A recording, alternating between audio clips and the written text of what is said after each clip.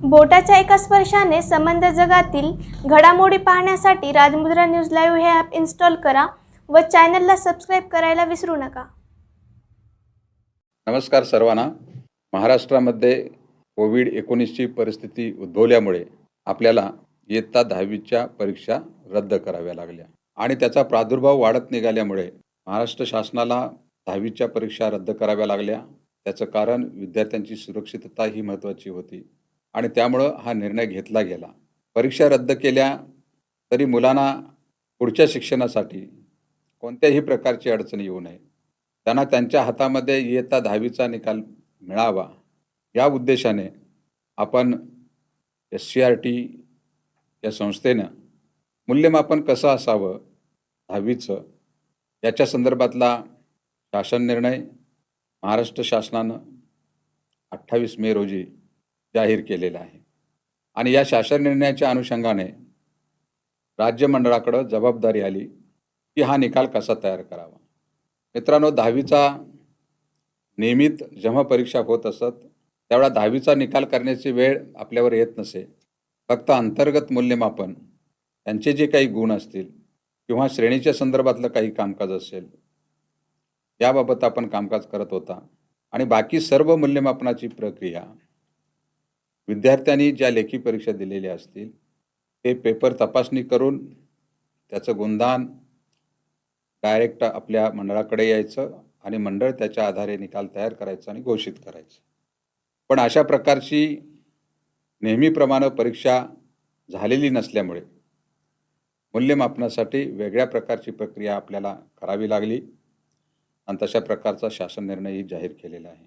या शासन निर्णयाचं अवलोकन केल्यानंतर आपल्याला निश्चितपणे काही गोष्टींचं ज्ञान झालंही असेल, पण तरीसुद्धा याचं तपशीलवार निकाल कसा तयार करावा, मूल्यमापन कसं तयार करावं याबाबत अनेक मुख्याध्यापकांच्याकडून शिक्षकांच्याकडून अनेक वेळा विचारणा करण्यात येत होती आणि त्यामुळे SSC बोर्डानं या 10वीच्या निकालाच्या संदर्भामध्ये तपशीलवार अशा प्रकारचं एक परिपत्रक निर्गमित केलेलं आहे आणि या परिपत्रकाच्या आधारे आता इयत्ता 10वीच्या विद्यार्थ्यांचं गुणदान योजना तयार होणार आहे आणि या गुणांच्या आधारे आपल्याला 10वीचा निकाल जाहीर करायचा आहे.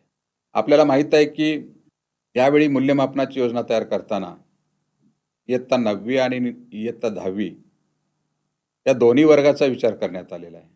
9वीच्या वर्गासाठी 50% वेटेज दिलेलं आहे आणि 10वीच्या वर्गासाठी 50% वेटेज दिलेलं आहे. मित्रांनो, आपल्याला माहिती आहे की गेल्या वर्षी जवळजवळ शाळा भरत होत्या आणि फेब्रुवारीच्या दरम्यान सर्वसाधारणपणे आपल्याकडे प्रादुर्भाव सुरू झाल्यामुळे आपल्याला शाळा बंद कराव्या लागल्या, पण परीक्षा घेता आली नाही.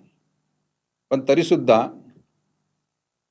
जूनपासून ते लॉकडाऊन होईपर्यंतच्या कालावधीत 9वीचं अध्यापन झालेलं होतं, काही मूल्यमापन झालेलं होतं आणि म्हणून त्या मूल्यमापनाचा आधार अधिक याही वर्षी जूनपासून शाळा सुरू झाल्यानंतर काही कालावधी शाळा प्रत्यक्ष सुरू राहिल्या आणि त्यानंतर त्या बंद झाल्या. परंतु या दोन्हीही वर्षी आपण ऑनलाईनच्या माध्यमातून शिक्षणाची व्यवस्था केली. त्याच्यामध्ये TV चॅनेल्स असतील, Google क्लासरूम असेल, दीक्षा ॲपच्या संदर्भातलं मार्गदर्शन असेल, ऑनलाईन क्लासेस काही होते, अशा विविध माध्यमातून आपण विद्यार्थ्यांच्यापर्यंत पोहोचण्याचा प्रयत्न केलेला आहे आणि त्याच्या अनुषंगानं यावर्षीसुद्धा 10वीच्या परीक्षेसाठी विद्यार्थ्यांची संपूर्ण तयारी झाली होती. परंतु आपल्याला ही परीक्षा पहिल्यांदा पुढे ढकलावी लागली आणि त्यानंतर आपण या परीक्षा रद्द करण्याचा निर्णय घेतलेला आहे. अशा परिस्थितीमध्ये आपल्याला आता हा निकाल तयार करायचा आहे आणि म्हणून आम्ही आज या प्रशिक्षणाचं आयोजन केलेलं आहे. या प्रशिक्षणामध्ये शासन निर्णयामधल्या सगळ्या नमूद बाबीवर आपल्याला याचं मार्गदर्शन केलं जाणार आहे आणि या मार्गदर्शनामध्ये मला वाटतं की आपल्या सर्व आतापर्यंतच्या शंका आहेत त्या दूर होतील. कदाचित आपल्याला असंही वाटेल की आता 10वीचा निकाल तयार करायची काय अडचण आहे, किंवा नववीचा निकाल करण्यासाठी फारशी काही अडचण नाही. परंतु आपण थोडंसं समजून घेतलं पाहिजे की 10वीचा निकाल करताना किंवा त्याचे प्रोसेसिंग करताना शाळांचा किंवा शिक्षकांचा सहभाग असायचा नाही आणि मंडळाच्या प्रणालीद्वारे तो निकाल तयार केला जायचा. परंतु आता आपल्याला जो काही आपण मूल्यमापनाच्या शासन निर्णयानुसार मूल्यमापन करणार आहात ते कोणत्या नमुन्यामध्ये करायचं, कशा प्रकारे करायचं, ते केल्यानंतर आपल्याला माहिती आहे की प्रत्येक शाळेच्या ठिकाणी एक निकाल समिती असेल. ती निकाल समिती त्याचं परीक्षण करेल आणि तो निकाल नियमन करेल आणि तो निकाल फायनल करेल, अंतिम करेल आणि त्याच्यामध्ये स्वाक्षरी होतील. आणि मग त्यानंतर जे काही तुम्ही प्रोफॉर्म्यामध्ये अंतिम निकाल केलेला आहे तो आपल्याला मंडळाच्या प्रणालीवर भरावा लागेल. त्यामुळे या निकालासाठी मंडळानं स्वतंत्र प्रणाली तयार केलेली आहे आणि त्या प्रणालीमध्ये तुम्हाला हा निकाल भरावा लागेल. आणि म्हणून तो निकाल कसा भरावा किंवा जे काही वेगवेगळे निकाल करण्याचे तक्ते आहेत ते तक्ते कसे तयार करावेत या संदर्भातलं सगळं प्रशिक्षण मित्रांनो आपल्याला या प्रशिक्षणामध्ये मिळणार आहे. त्यामुळे या सर्व गोष्टीचा आपण विचार करणं आवश्यक आहे, ते समजून घेणं आवश्यक आहे. मुख्याध्यापक आणि सर्व शिक्षकांनी एकत्र बसून त्याच्यावर चर्चा करणं अपेक्षित आहे आणि निर्दोषपणे हा निकाल कसा करता येईल यासाठी आपण प्रयत्न केले पाहिजेत. 9वीचे आणि 10वीचे तुमच्या स्तरावरचे गुण त्याच्यामध्ये द्यावयाचे असल्यामुळे आपण जे काही हे गुण देणार आहात ते आतापर्यंत आपण जे काही अध्यापनाचं काम केलेलं असेल, मूल्यमापनाचं काम केलेलं असेल त्याच्यावर आधारित वस्तुनिष्ठपणे आपण हे गुणदान करायचं आहे आणि तेही या परिपत्रकामध्ये आणि शासन निर्णयामध्ये दिलेल्या सर्व निकषानुसार करायचं आहे. आणि म्हणून या सर्व बाबी आपल्याला समजून घेण्याची गरज आहे आणि म्हणून हा प्रशिक्षणाचा आपण कार्यक्रम ठेवलेला आहे. कदाचित प्रशिक्षणातून बऱ्याचशा गोष्टी समजतील, काही समजणार नाहीत. बऱ्याच वेळा एकमेकाशी चर्चा केल्यानंतर त्यातल्या गोष्टी समजतील. परंतु हे प्रशिक्षण आपण यूट्यूब चॅनेलवरून SSC बोर्डाच्या देत असल्यामुळे हे यूट्यूबला नेहमी उपलब्ध राहणार असणार आहे.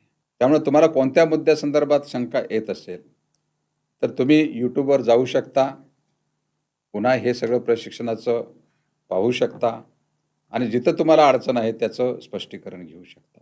पण तरीसुद्धा जर काही झालं नाही तरी तुम्ही अन्य सहकार्याशी बोलू शकता, अन्य शाळांशी बोलू शकता आणि हेही शक्य झालं नाही तर प्रत्येक विभागीय मंडळामध्ये आम्ही हेल्पलाईन तयार करतोय आणि त्या ठिकाणी तुम्हाला येणाऱ्या शंकाचं निरसन करण्यासाठी एका व्यक्तीची नेमणूक करणार आहोत.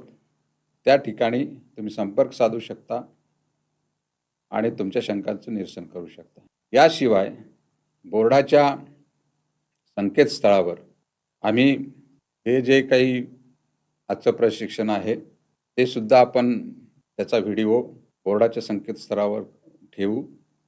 त्याचप्रमाणे FAQची सुद्धा व्यवस्था करण्यात आलेली आहे. म्हणजे तुम्हाला काही शंका आली तर तुम्ही प्रश्न विचारलेत तर त्या प्रश्नाचं उत्तर देण्याची तरतूदसुद्धा आम्ही करत आहोत. जे फ्रिक्वेंटली आस्क क्वेश्चन्स तुम्हाला जे असे प्रश्न निर्माण होतात त्या प्रश्नाचं उत्तर FAQमध्ये देण्याचा आमचा प्रयत्न आहे. त्यामुळे तुम्ही संकेतस्थळावर जाऊ शकता आणि तिथेही जाऊन पाहू शकता की आपल्या मनात जो प्रश्न आहे तो तिथं आहे का आणि त्याचं उत्तर आहे का.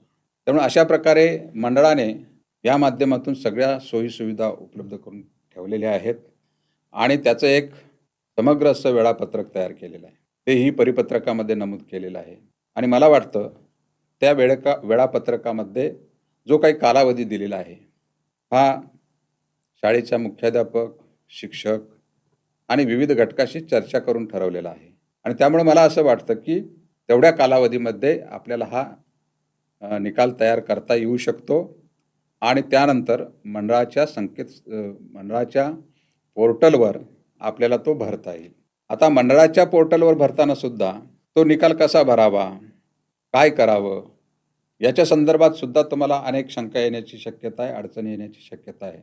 म्हणून मंडळ संकेतस्थळावर निकाल भरताना म्हणजेच जो निकाल तुम्ही तयार केलेला आहे आणि निकाल समितीनं तो फायनल केलेला आहे ते गुण भरताना, पोर्टलवर भरताना तो कसा भरावा या संदर्भातला सुद्धा एक व्हिडिओ आम्ही तयार करत आहोत आणि त्या व्हिडिओद्वारे तुम्हाला तोही यूट्यूब चॅनेलवर आम्ही ठेवू की ज्याच्या आधारे तुम्हाला झालेला निकाल जो तयार आहे तो जी काही मुदत दिली असेल त्या मुदतीमध्ये तुम्ही मंडळाच्या पोर्टलवर अपलोड करू शकता.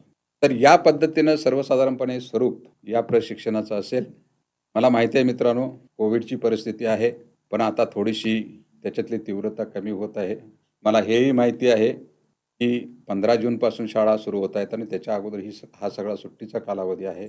पण आपल्याला एका गोष्टीचा विचार केला पाहिजे, तो म्हणजे विद्यार्थी हिताचा. आज विद्यार्थ्याचं गेले वर्षसुद्धा बरंचसं आपण म्हणू शकतो की त्यांचा लर्निंग लॉस झालेला आहे आणि मग 10वी नंतर त्याला ज्या ज्या ठिकाणी पुढे जायचं आहे त्या ठिकाणी जाण्यासाठी सुद्धा आपल्याला निकाल लवकरात लवकर जाहीर करायचा आहे. आणि म्हणून माझी आपल्याला विनंती आहे की हा जो निकाल आहे हा दिलेल्या वेळापत्रकानुसार आपण पार करावा. त्याच्यासाठी थोडं जादा कष्ट घ्यावं लागेल. पण मित्रांनो, माहिती आहे की आपण सर्वजण विद्यार्थ्यासाठी आहोत. विद्यार्थ्याचं हित हेच आपलं हित आहे आणि विद्यार्थ्याच्या हितासाठी किंवा विद्यार्थी आहेत म्हणून तुम्ही आम्ही आहोत. त्यामुळे विद्यार्थ्यांच्या हितासाठी आपल्याला जितक्या लवकर निकाल पूर्ण करता येईल त्यासाठी आपण कष्ट घेण्याची गरज आहे. जेव्हापासून शासन निर्णय निर्गमित झाला तेव्हापासून राज्य मंडळानं सुद्धा कंटिन्युअसली जवळजवळ 8 दिवस या शासन निर्णयाच्या आधारे तुमच्यापर्यंत सूचना देण्यासाठी कोणत्या सूचना आवश्यक आहेत आणि त्या तुम्हाला सहजपणे कसं भरता येईल, जास्तीत जास्त कॉम्प्लिकेटेड कसं होणार नाही, त्याचं कारण असं आपल्याकडे नियमित विद्यार्थी आहेत, रिपीटर विद्यार्थी आहेत, खाजगी विद्यार्थी आहेत, तुरळक विषय घेऊन बसणारे विद्यार्थी आहेत, दिव्यांग विद्यार्थी आहेत आणि या प्रत्येकाच्या बाबतची मूल्यमापनाची पद्धती वेगवेगळी आहे. या सर्व बाबीचा विचार करून आम्ही निकष ठरवलेले आहेत, प्रपत्र ठरवलेली आहेत आणि ती आवश्यक अशी आहेत. त्यामुळं ही प्रपत्र आपण निकालाची व्यवस्थित भरली, अचूकपणे भरली तर मला वाटतं की विद्यार्थ्यांना आपण योग्य प्रकारचा न्याय देऊ शकू आणि जितक्या लवकर आपण या वेळापत्रकानुसार जर आपण त्याची पूर्तता केली तर निकालसुद्धा लवकरात लवकर जाहीर करण्यासाठी मंडळाला ते शक्य होईल आणि त्यासाठी आपण सहकार्य करावं. आपण आपल्याला येणाऱ्या अडचणींसाठी मंडळ सदैव तयार आहे. तेव्हा ज्या काही अडचणी येत असतील त्या हेल्पलाईनद्वारे आपल्या सोडवल्या जातील, FAQद्वारे आपल्याला सोडवल्या जातील आणि म्हणून आपल्याला इतक्या कालावधीमध्ये, विशेषतः कोविडच्या कालावधीमध्ये अनेक संकटांना सामोरं जावं लागलं असलं तरी शासनानं आणि मंडळानं विद्यार्थ्याच्या हिताच्या दृष्टीनं या मूल्यमापनाचा निर्णय घेतला आणि त्याच्या आधारे विद्यार्थ्याच्या हातामध्ये 10वी नंतरचं मार्कलिस्ट आणि सर्टिफिकेट मिळणार आहे. म्हणून आपण दिलेली वेळापत्रकाची मर्यादा पाळावी आणि आम्हाला सहकार्य करावं अशा प्रकारचं निवेदन मंडळामार्फत अध्यक्ष या नात्याने मी आपल्याला करतो आणि तशा प्रकारचं सहकार्य आपण द्याल अशी आशा बाळगतो. धन्यवाद. नमस्कार, मी महेंद्र गणपुले. महाराष्ट्र राज्य माध्यमिक व उच्च माध्यमिक शिक्षण मंडळ पुणे यांच्या वतीनं महाराष्ट्रातील सर्व मुख्याध्यापक आणि शिक्षक यांना या माध्यमातून सुधारित मूल्यमापन पद्धती आणि प्रत्यक्ष कामकाज कसं करायचं याच्या संदर्भातल्या सूचना देण्यात येत आहेत. आपल्या सर्वांना माहिती आहे की 28 मेच्या शासन निर्णयानुसार सुधारित मूल्यमापन पद्धती आपणापर्यंत पोहोचवलेली आहे आणि त्यानुसार प्रत्यक्ष कार्यवाही कशी करायची त्याच्या संदर्भातील एक अधिकृत परिपत्रक राज्य मंडळानं प्रसिद्ध केलेलं आहे. त्याचबरोबर त्याच्यासाठी आवश्यक ज्या काही परिशिष्टांची गरज होती ती सर्व परिशिष्ट देखील आपल्यापर्यंत पोहोचवण्यात आलेली आहेत. यापूर्वीच आपल्याला सूचना दिलेली की ही सर्व परिशिष्ट प्रिंटआउटच्या स्वरूपातून आपल्यासमोर असतील आणि त्याच्या माध्यमातून आपण प्रत्यक्ष कामकाज समजून घेणार आहोत. या मूल्यमापनातील सर्वात मोठा जो गट आहे तो आहे नियमित विद्यार्थी. याचाच अर्थ इयत्ता 9वीतून 10वीमध्ये आलेले आणि बोर्डाच्या परीक्षेला पहिल्यांदाच प्रविष्ट होणारे जे विद्यार्थी आहेत त्यांचं मूल्यमापन कसं करायचं. या मूल्यमापनामधला सगळ्यात पहिला मुद्दा आहे तो आहे याचा पॅटर्न. तो पॅटर्न आहे 50 अधिक 30 अधिक 20 या पद्धतीने आपण मूल्यमापन करणार आहोत. 50 गुण हे त्याच्या गतवर्षीच्या 9वीच्या वार्षिक निकालाच्या आधारे आपण घेणार आहोत. 30 गुण हे यावर्षीच्या 10वीच्या लेखी मूल्यमापनाच्या आधारे घेणार आहोत आणि 20 गुण हे प्रचलित अंतर्गत मूल्यमापन जी पद्धती आहे त्या पद्धतीनुसार आपण घेणार आहोत. या पद्धतीनं हे सर्व कामकाज करत असताना प्रत्यक्ष गुणतक्ते कसे भरायचे याची माहिती आपल्याला नंतरच्या टप्प्यामध्ये दिली जाईल, परंतु काही महत्त्वाच्या ज्या सूचना आहेत त्या आपण पहिल्यांदा समजून घेऊयात. ही सर्व कार्यवाही आपल्याला नियमित विद्यार्थ्यांसाठी कशी करायची आहे ते आपण पहिल्यांदा समजून घेऊयात. यामध्ये इयत्ता 9वीचा जो निकाल आहे तो निकाल आपल्यासमोर असेल. या निकालामध्ये आपल्याला प्रत्येक विद्यार्थ्याचे विषयनिहाय जे गुण मिळालेले आहेत त्या विषयांचं योग्य त्या पद्धतीनं वर्गीकरण तयार करणं आवश्यक आहे आणि ते वर्गीकरण कसं करायचं ते आपण उदाहरणांच्या मदतीने बघणार आहोत. त्यातला सगळ्यात महत्त्वाचा जो मुद्दा आहे तो मुद्दा या ठिकाणी मी स्पष्ट करतो आहे. ते म्हणजे आपल्याला 9वीचं जे मूल्यमापन झालेलं आहे प्रत्येक विषयाचं 3 भाषा, गणित, विज्ञान, समाजशास्त्र किंवा ज्या ठिकाणी संयुक्त असेल त्या ठिकाणी 50+50 2 भाषांचं अशा पद्धतीने 100 मार्कांचं परिपूर्ण मूल्यमापन आपल्या शालेय स्तरावरती निकालपत्रकामध्ये नोंद आहे. याचाच आधार घेऊन परंतु काही तांत्रिक बाबींच्या कारणासाठी त्याच्यामध्ये योग्य तो बदल करून किंवा सुधारित त्याच्याच आधारे डाटा तयार करून आपल्याला प्रत्यक्ष काम करायचं आहे. त्याच्यासाठी सगळ्यात महत्त्वाची जी सूचना आहे ती सूचना आपल्या सर्वांच्या माहितीसाठी आहे. 9वीला प्राप्त जे गुण आहेत हे प्राप्त गुण आपल्याला ऑनलाईन भरताना जसेच्या तसे भरायचे आहेत. त्याचं राज्यमंडळ पातळीवरती 50मध्ये रूपांतर करण्याची व्यवस्था केलेली आहे. त्यामुळे 50मध्ये रूपांतर करण्याची कुठलीही प्रक्रिया आपल्याला करायची नाही. ज्या ठिकाणी रूपांतराची प्रक्रिया करण्याची गरज पडणार आहे त्याच्याबद्दल मी एक उल्लेख करतो आहे. तो उल्लेख असा आहे की आपण सर्वसाधारणपणे विषम संख्येला भागल्यानंतर जे अपूर्णांकामध्ये उत्तर येतं त्या अपूर्णांकाच्या उत्तराच्या आधारे आपण त्याचं पुढच्या डिजिटमध्ये रूपांतर करण्यासाठी एक नियम वापरतो. तो म्हणजे 0.5च्या पुढे गेलं तर पुढच्या पूर्णांकामध्ये रूपांतर करतो. 0.5पेक्षा कमी असेल तर ते आपण सोडून देतो. पण तसं आपल्याला इथं करायचं नाही आहे. उदाहरणार्थ 13 जर आपल्याला गुण असतील तर ते 13 गुण जसेच्या तसे येतील आणि 13.1 पासून 13.99 पर्यंत कोणताही अपूर्णांक जरी आला तरी त्याचे गुण हे 14मध्ये रूपांतरित होतील. हा एक महत्त्वाचा बदल किंवा या व्यवस्थेतील नियम लक्षात ठेवायचा आहे आणि त्या पद्धतीने आपल्याला नोंदी करायची आहे. काही उदाहरणं आपण बघूयात. प्रथम भाषेमध्ये एखाद्या विद्यार्थ्याला 68 गुण मिळालेले आहेत. या 68 गुणांचं आपल्याला 2ने भागल्यानंतर 34 गुणांमध्ये रूपांतर होणार आहे. हा साधा विषय आहे. दुसऱ्या एका भाषेमध्ये 77 गुण मिळालेले आहेत. 77 भागिले 2 38.5 येणार आहेत. या 38.5चं पूर्णांकामध्ये रूपांतर केलं तर ते 39मध्ये होणार आहे. अतिशय नेहमीच्या पद्धतीने आपण 2ने भाग दिल्यानंतर येणारी किंमत आपल्याला नोंदवायची आहे. अशाच पद्धतीने संयुक्त भाषांच्या बाबतीमध्ये 50-50 मार्कांपैकी जे प्राप्त गुण आहेत त्याचं 2ने भागल्यानंतर जे येणाऱ्या किमती आहेत त्या किमती त्या पद्धतीनं आपल्याला नोंद करायच्या आहेत. याच्यामध्ये फारशी कोणतीही पूर्णांकामध्ये अपूर्णांकाची राऊंडअप करण्याची परिस्थिती निर्माण होणार नाही. हीच पद्धत गणित, विज्ञान, तंत्रज्ञान, सामाजिक शास्त्रे आणि दिव्यांग जे विद्यार्थी आहेत त्यांच्यासाठी लागू असणाऱ्या विषयांसाठी आपल्याला वापरायची आहे.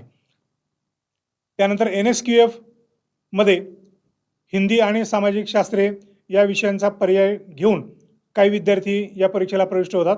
त्यांच्यासाठी सुद्धा 100 गुणांची परीक्षा आहे. त्याच्यामध्ये प्राप्त गुण 82 आहेत. त्याला 2ने भागल्यानंतर 81 येणार आहे.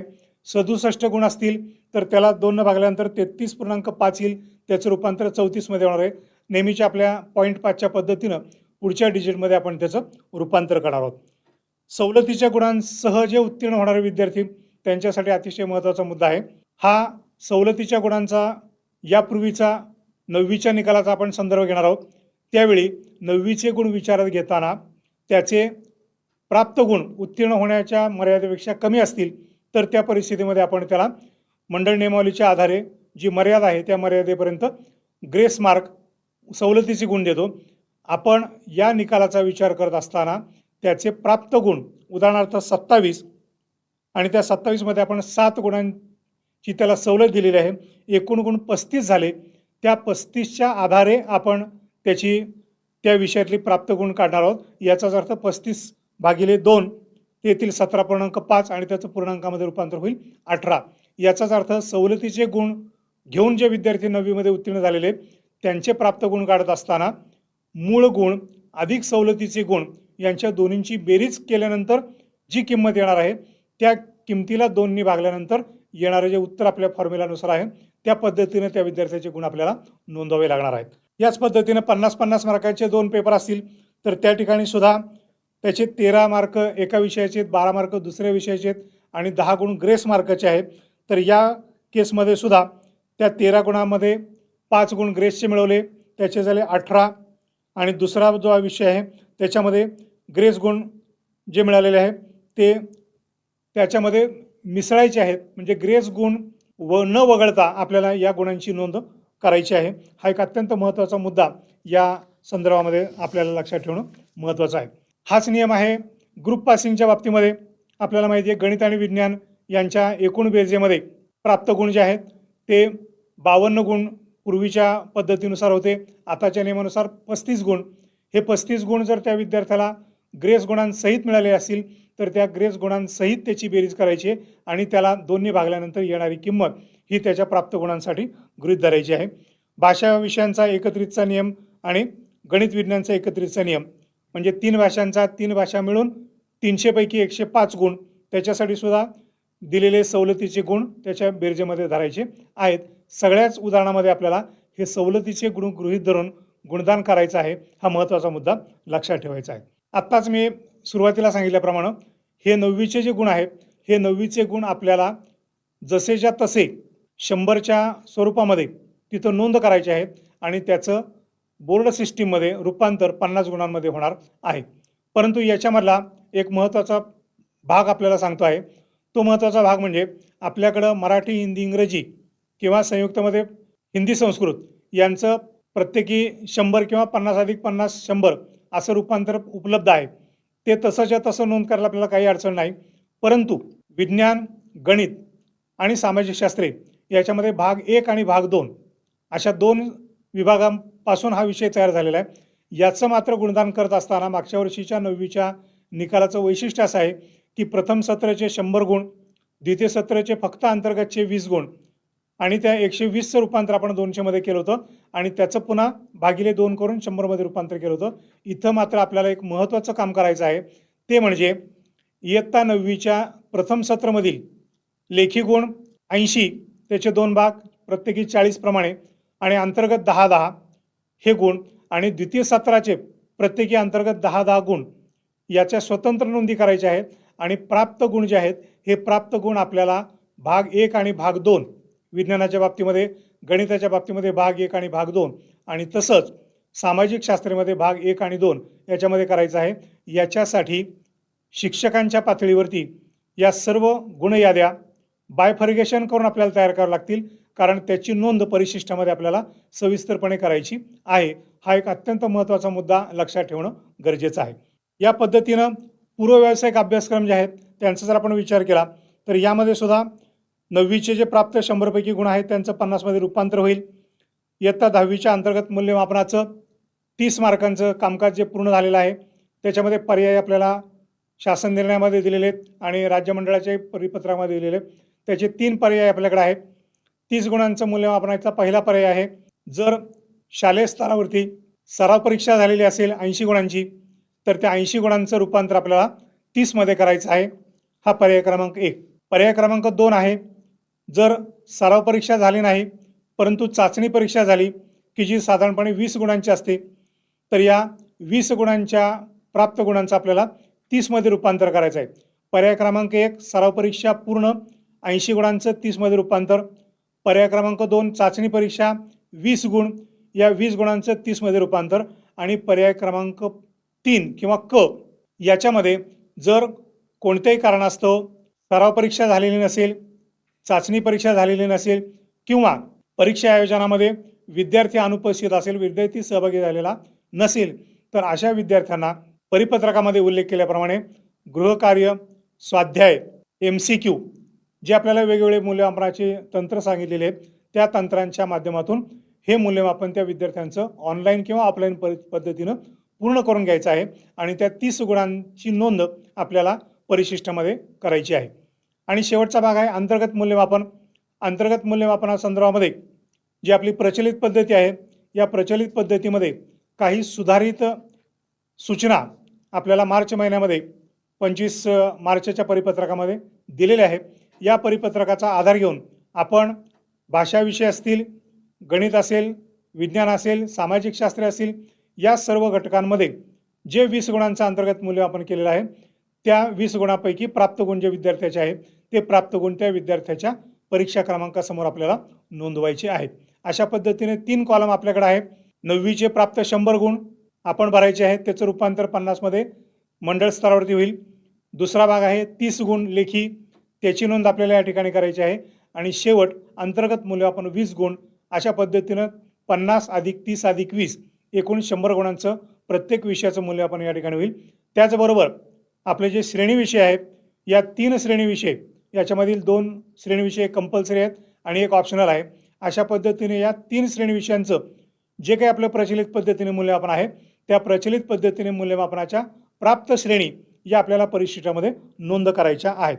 अशा पद्धतीनं ही सर्व मूल्यमापन पद्धती आपल्या डोळ्यासमोर जर आपण ठेवली तर सर्व विषयांच्या बाबतीमध्ये आपण जे काम पूर्ण आहे त्याचं रूपांतरण, जे काम पूर्ण नाही त्याचं ऑनलाईन किंवा ऑफलाईन पद्धतीनं पूर्तता करून घेणे आणि अशा पद्धतीनं कुठलाही विद्यार्थी मूल्यमापन प्रक्रियेपासून वंचित न राहता त्याचं मूल्यमापन परिपूर्ण करणं ही जबाबदारी आणि त्याचा आपल्याला मार्गदर्शन शासन निर्णय आणि राज्य मंडळाच्या परिपत्रकातून केलेला आहे. त्या पद्धतीने ही सर्व मूल्यमापन करायचं आहे. आता मगाशीचा उल्लेख केल्याप्रमाणे पर्याय अ पूर्ण आहे सराव परीक्षेचा किंवा पर्याय ब चाचणी परीक्षेचा. हा जर पर्याय त्यांचा पूर्ण झालेला असेल तर क या गटाकडे जाण्याची आवश्यकता नाही. ज्यांचा पर्याय क्रमांक 1 पर्याय क्रमांक 2 पूर्ण नाही त्यांनीच पर्याय क्रमांक क म्हणजे त्यांच्याकडून या वेगवेगळ्या साधन तंत्र सराव चाचणी स्वाध्याय गृहकार्य प्रकल्प याच्या माध्यमातून कामकाज पूर्ण करून घेणं अशा पद्धतीनं ही कार्यपद्धती आपल्याला पूर्ण करायची आहे. आता या सर्व प्रक्रियेमधील काही महत्त्वाचे जे मुद्दे आहेत त्या मुद्द्यांचं आपण अवलोकन केलेलं आहे आणि त्याचं प्रत्यक्ष काम आपल्याला जे करायचं आहे त्या प्रत्यक्ष कामाची माहिती आपण घेणार आहोत. एकूण नियमित विद्यार्थ्यांमध्ये 5 प्रकारच्या व्हरायटी असतील असं आपण म्हणूयात. पहिला प्रकार आहे 3ही भाषा 100 गुणांच्या असणारा. दुसरा प्रकार आहे संयुक्त म्हणजेच 50-50 गुणांच्या 2 भाषांचा. त्यानंतर तिसरा पर्याय आहे हिंदी विषय वगळून NSQFचा विषय घेतलेले. चौथा प्रकार आहे सामाजिक शास्त्रे वगळून NSQFचा विषय घेतलेले. आणि शेवटचा पर्याय आहे दिव्यांग विद्यार्थी. या सर्वांची माहिती आपल्याला ऑनलाईन पद्धतीनं बोर्डाकडे कशी पाठवायची आहे त्याच्या अगोदर आपल्याला तक्ते तयार करावे लागतील. ते तक्ते कसे तयार करायचे आणि नंतर ते आपल्याला या ऑनलाईन सिस्टीममध्ये कसे भरायचे याची माहिती आपण या ठिकाणी घेणार आहोत. ती माहिती या ठिकाणी परिशिष्टाच्या माध्यमातून देणार आहोत. त्यामुळे आपण आता परिशिष्टांच्या मदतीनं ही सर्व माहिती समजून घेऊया. या ठिकाणी परिशिष्ट 1.1 आपल्यासमोर आहे. या परिशिष्टामध्ये शाळेची जी सर्वसाधारण माहिती आहे ती माहिती आपल्याला वर नोंद करायची आहे. आता हे प्रपत्र आहे प्रथम भाषा, द्वितीय भाषा, तृतीय भाषा 100 गुणांसाठी. त्या विषयाचा जो कोड आहे तो कोड आपल्याला नोंदवायचा आहे जो आपण फॉर्म भरताना नोंदवलेला आहे. या ठिकाणी विषय शिक्षकाचं नाव, आपल्या विद्यालयामध्ये विषय शिक्षक या विषयाशी निगडीत जेवढे असतील त्या सर्वांची नावं या ठिकाणी येतील. कारण या ठिकाणी कुठल्याही स्वतंत्र वर्ग शिक्षकाचा उल्लेख आपण करत नाहीये कारण एकूण सर्वच विद्यार्थ्यांचं आपल्याला संकलित काम करायचं आहे. बैठक क्रमांक बोर्डाच्या माध्यमातून आपल्यापर्यंत पोहोचलेले आहेत. विद्यार्थ्याचं नाव आणि बैठक क्रमांक हा डाटा आपल्याला जी एक्सेल फाईल डाउनलोड करून घेतलेली तिथून कॉपी पेस्ट करून सुद्धा आपण या ठिकाणी वापरू शकता. या ठिकाणी कॉलम क्रमांक 4 आहे 9वीचे अंतिम निकालातील गुण 100 पैकी. मगाशी म्हटल्याप्रमाणे गतवर्षीच्या निकालाच्या आधारे 100 पैकी जे प्राप्त गुण आहेत ते या ठिकाणी नोंदवायचे आहेत. त्याचे भागिले 2 करून जे गुण येतील ते या ठिकाणी 50 पैकीमध्ये रूपांतरित होतील ॲटो सिस्टीममध्ये. आपल्याला मात्र या ठिकाणी प्रत्यक्ष भरायचे आहेत. ऑनलाईनमध्ये आपल्याला हे गुण भरण्याची आवश्यकता नाही. पुढचा भाग आहे 10वीच्या वर्षभरातलं जे अंतर्गत आपण कामकाज करणार आहोत त्या अंतर्गत कामकाजामध्ये प्रथम सत्र किंवा सराव परीक्षा जी झालेली असेल त्यापैकी कोणत्याही उच्चतम प्राप्त गुणांचं या ठिकाणी आपण नोंद करणार आहोत. 80 पैकी जे गुण असतील त्या 80 पैकी गुणांचं आपल्याला रूपांतर करायचं आहे. तिथं प्रत्यक्षामध्ये 80 मार्कांचं प्राप्त गुण लिहायचे आहेत. जर दुसरा पर्याय त्या ठिकाणी दिलेला आहे सराव स्वाध्याय गृहकार्य प्रकल्प यापैकी कोणतेही आपण एक काम करून घेतलेलं असेल तर त्या ठिकाणी त्याची नोंद करायची आहे. आणि राखाना 6 किंवा 7 पैकी जे कुठले गुण तुम्ही धरणार आहोत त्या गुणांचं 30 मध्ये रूपांतर आपल्याला या ठिकाणी नोंद करायचं आहे. जर यापैकी परीक्षा झालेली नसेल तर त्याची नोंद आपल्याला त्या ठिकाणी म्हणजे एक कॉलम कुठला तरी आपल्याला 30 मार्कांच्यामध्ये भरलेला असेल, दुसरा कॉलम रिक्त असेल. त्याचं रूपांतर 30मध्ये कॉलम 8मध्ये आपल्याला दिसेल. अंतर्गत मूल्यमापनाचे आपण दिलेले 20 गुण अशा पद्धतीनं 50 पैकी गुण कॉलम 5 पासून कॉलम 8 मधील 30 मार्कांचं रूपांतर आणि 20 मार्कांचं रूपांतर अंतर्गतचे 20 मार्क अशा पद्धतीनं 100 गुण या ठिकाणी पूर्ण होतील. अशा पद्धतीनं भाषा विषयांचं मूल्यमापन या ठिकाणी आपल्याला स्पष्ट दिसत आहे. दुसरी स्लाईड आहे आपली, दुसरा तक्ता आहे परिशिष्ट 1.2. याच्यामध्ये नियमित विद्यार्थ्यांमधील संयुक्त भाषा ज्यांची आहे त्यांचे गुण आपल्याला या ठिकाणी भरायचे आहे. सर्वसाधारण स्वरूप तेच आहे, फक्त 50+50 अशा पद्धतीनं रचना असल्यामुळं बैठक क्रमांक विद्यार्थ्याचं नाव आणि बाकीचा डाटा जसाच्या तसा येईल. इथं आपल्याला भाग 1 आणि भाग 2 किंवा संयुक्तमधला पहिल्या भाषा आणि दुसरी भाषा असल्यामुळं 9वीच्या निकालाचे जे गुण आहेत त्याचे प्रत्येकी 50-50 पैकी आपल्याला मिळणार आहेत आणि त्या 50चं रूपांतर भागिले 2 करून 25मध्ये होणार आहे. ते कॉलम 5मध्ये आपल्याला पाहायला मिळेल, अ आणि ब मिळून.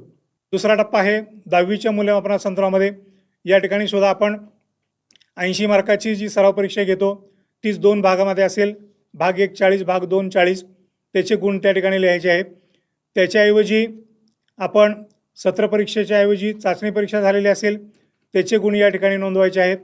आणि शेवटच्या कॉलममध्ये आपल्याला त्याचं रूपांतर जर या परीक्षा झालेल्या नसतील तर त्या ठिकाणी निरंक येईल आणि शेवटच्या कॉलममध्ये 30 मार्काचं जर आपण मूल्यमापन केलेलं असेल प्रत्येकी 15 प्रमाण त्याची नोंद या शेवटच्या 8 नंबरच्या घरामध्ये अ अधिक ब मध्ये येईल.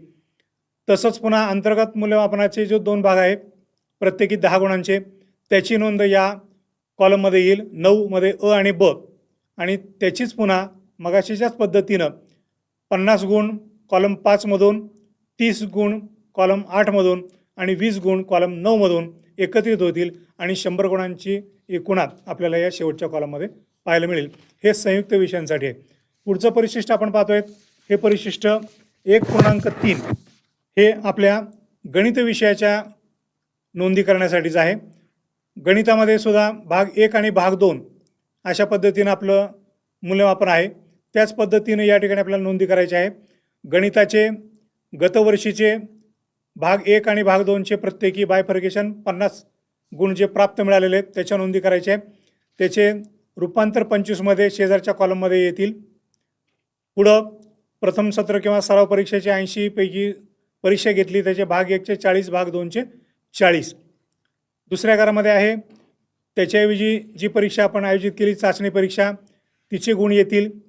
आणि तिसरा पर्याय आहे आपण वेगळ्या पद्धतीनं गुणदान पद्धती वापरून दोन्हीपैकी कुठलंही जर मूल्यमापन झालेलं नसेल तर त्याचं जे काही 30 गुणांचं आपण भाग 1 आणि भाग 2चं मूल्यमापन केलेलं असेल त्याच्या नोंदी या ठिकाणी 30 पैकीमध्ये येतील.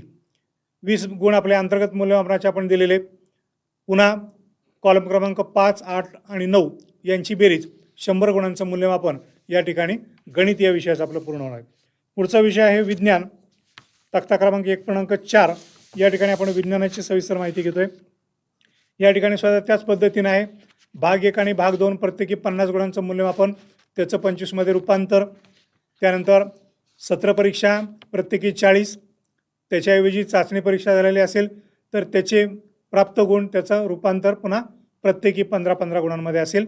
अंतर्गत मूल्यमापन आपल्या पद्धतीनं जे केले त्याचे 20 गुण आणि पुन्हा रचना क्रमांक 5, 8 आणि 9 यांची बेरीज शेवटच्या कॉलममध्ये येईल.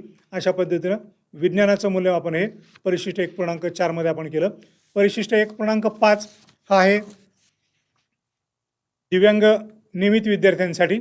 या दिव्यांग विद्यार्थ्यांमध्ये सुद्धा अशाच पद्धतीनं 2 विषय निवडले जातील. शरीरशास्त्र आणि आरोग्यशास्त्र हा भाग 1 आणि गृहशास्त्र भाग 2. याचं पुन्हा 9वीचे प्राप्त गुण त्या ठिकाणी नोंदवायचे आहेत. त्याचं रूपांतर शेजारच्या कॉलममध्ये 25मध्ये. पुन्हा यावर्षीच्या झालेल्या मूल्यमापनातील 30 गुण सराव चाचणीमधले 30 गुण दोन्हींपैकी एक झालेलं असेल ते त्याचं रूपांतर पुन्हा शेवटच्या पुढच्या कॉलममध्ये 5 गुणांमध्ये रूपांतर करायचं आहे. 20 गुणांची ही परीक्षा आरोग्याची असेल, 20 गुणांची गृहशास्त्राची असेल. या ठिकाणी गुणदान योजना वेगळ्या पद्धतीची आहे. वरच्या बाजूला आपण दिलेलं आहे 30+30+20+20 अशा पद्धतीने याची गुणदान योजना आहे आणि त्या नोंदींची एकत्रित बेरीज शेवटच्या कॉलममध्ये आपल्याला पाहायला मिळेल. परिशिष्ट 1.6 या ठिकाणी आहे नियमित दिव्यांग विद्यार्थ्यांसाठी. यामध्ये अंकगणित आणि कार्यशिक्षण असे 2 भाग आहेत. त्याचं पुन्हा प्रत्येकी 50 प्राप्त गुण, त्याचं रूपांतर 25मध्ये. पुन्हा प्रथम सत्र परीक्षेचे 50 गुण प्रत्येकी किंवा चाचणी परीक्षेचे 50 गुण आणि आपण केलेल्या मूल्यमापनानुसार पुढच्या कॉलममध्ये त्याचं 25मध्ये रूपांतर. अशा पद्धतीनं कॉलम 5 आणि 8 या दोन्हींचं 50 अधिक 50 एकूण 100 गुणांमध्ये रूपांतर झालेलं आपल्याला दिसेल. परिशिष्ट 1.7 नियमित दिव्यांग विद्यार्थ्यांसाठी आहे. हे ब्रॉडशीट आहे. हे काम करत असताना आपल्याला सविस्तर यादी, त्या विद्यार्थ्याच्या 9वीच्या अंतिम निकालातले 100 गुण, त्याचं रूपांतर, पुन्हा 10वीच्या मूल्यमापनामध्ये लेखी परीक्षा आणि या दोन्हींची 5 अधिक 8 ची बेरीज आपल्याला संकलित तक्त्यामध्ये द्यायची आहे. त्या त्या विषयांचे हेडिंग कोड आपल्याला दिलेले आहेत. त्या हेडिंग कोडच्या आधारे आपल्याला त्या त्या विषयाचं मूल्यमापन करायचं आहे. पुढचा विषय आहे म्हणजे मूळ विषयातलाच आहे तो म्हणजे सामाजिक शास्त्रे. 3 भाषा आपण पाहिल्या, गणित पाहिलं, विज्ञान पाहिलं आणि मुख्य विषयामधला 6वा विषय जो आहे तो सामाजिक शास्त्रे. यामध्ये 50 अधिक 50चं मूल्यमापन आपल्याकडे आहे. परिशिष्ट 1.8 मध्ये आपल्याला त्याची सविस्तर माहिती आहे. इतिहास 50 गुण, भूगोल 50 गुण, 9वीचे प्राप्त, त्याचं रूपांतर 25मध्ये होईल. त्यानंतर आपण लेखी परीक्षा जी यावर्षी घेतली, सराव परीक्षा 40 अधिक 40, तिचं रूपांतर 30मध्ये करायचे. चाचणी परीक्षा घेतलेली असेल त्या चाचणीचं रूपांतर 30मध्ये करायचं आहे. आणि 6वा आणि 7व्या कॉलममध्ये आपल्याला प्रत्येकी 15-15 गुणांचा तपशील लिहायचा आहे. 20 मार्काचा अंतर्गत मूल्यमापन आहे. पुन्हा रकाना 5, 8 आणि 9 यांची बेरीज त्या ठिकाणी आपल्याला पाहायला मिळेल. NSQFच्या संदर्भात जे विद्यार्थी आहेत त्यांच्यासाठी 80 अधिक 50 अधिक 20 अशा पद्धतीनं 150 गुणांची मूल्यमापन योजना आहे. आणि नंतर बोर्डाच्या स्तरावरती या 150चं रूपांतर 100मध्ये करण्यात येणार आहे. याच्यामध्ये 9वीचे 100 गुणांचं 50मध्ये रूपांतर, प्रथम सत्राच्या 80 गुणांचं किंवा प्रकल्प गृहकार्य आपण निवडलेल्या योग्य पर्यायाचं रूपांतर 30मध्ये करायचं आहे. अंतर्गत गुण 20 आहेत आणि प्रात्यक्षिकचे या ठिकाणी 50 गुण आहेत. अशा पद्धतीने एकूण 150 गुणांचं मूल्यमापन होईल. त्याचं रूपांतर मंडळाच्या स्तरावरती 100 गुणांमध्ये केलं जाणार आहे. शेवटचा मुद्दा जो आहे तो आहे श्रेणी तक्त्याचा. 2 कंपल्सरी आणि 1 ऑप्शनल अशा पद्धतीने 3 श्रेणी विषय आपल्याकडे आहेत. त्यांचे कोड नंबर देखील आपल्याला माहिती आहेत. P1 आरोग्य शिक्षणचा आहे, R7 कला रसवासाचा आहे आणि P2 पासून P5 पर्यंत जे आपण शाळेनं मान्यता घेतलेले विषय आहेत त्या प्रत्येक विषयाची त्या विद्यार्थ्याची शालेय स्तरावरती केलेल्या मूल्यमापनाच्या आधारे जी श्रेणी आहे ती श्रेणी लिहायची आहे. जशी वरच्या बाजूला दिलेली आहे तशी जी प्राप्त श्रेणी ABCD H यापैकी आणि पुढच्यासाठी ABCD पैकी जी श्रेणी प्राप्त आहे तीच श्रेणी आपल्याला त्या ठिकाणी नोंदवायची आहे. अशा पद्धतीनं नियमित विद्यार्थ्यांच्या ज्या काही वेगवेगळ्या व्हरायटी आहेत त्या प्रत्येक विद्यार्थ्याचे गुण आपल्या परिशिष्टामध्ये कसे भरायचे यासंबंधी आपण या ठिकाणी चर्चा केली. यानंतरचा जो भाग आहे तो नियमित विद्यार्थ्यांच्या नंतरचा तो म्हणजे पुनर्परीक्षार्थी विद्यार्थी, खाजगी विद्यार्थी, तुरळक विद्यार्थी यासंबंधीचं मूल्यमापन पद्धती यानंतर आपल्यासमोर सादर केली जाईल. अशा पद्धतीनं परिशिष्ट 1 ते 10च्या मदतीनं नियमित विद्यार्थ्यांच्या आपल्या ज्या व्हरायटी आहेत त्या प्रत्येक विद्यार्थ्याच्या गुणांच्या नोंदी कशा पद्धतीनं तयार करायच्या ते परिशिष्टांच्या मदतीने आपण सविस्तरपणे समजून घेतलेला आहे. यानंतर दुसरा जो भाग आहे तो म्हणजे नियमित विद्यार्थ्यांपेक्षा वेगळा. त्याच्यामध्ये पुनर्परीक्षार्थी विद्यार्थी, खाजगी विद्यार्थी, तुरळक विद्यार्थी या सर्वांचा समावेश आहे. त्याच्या पद्धतीची कार्यपद्धती आपण या पुढच्या सत्रामध्ये समजून घेऊयात. धन्यवाद. नमस्कार, मी प्राचार्य शांताराम यशवंत पोखरकर.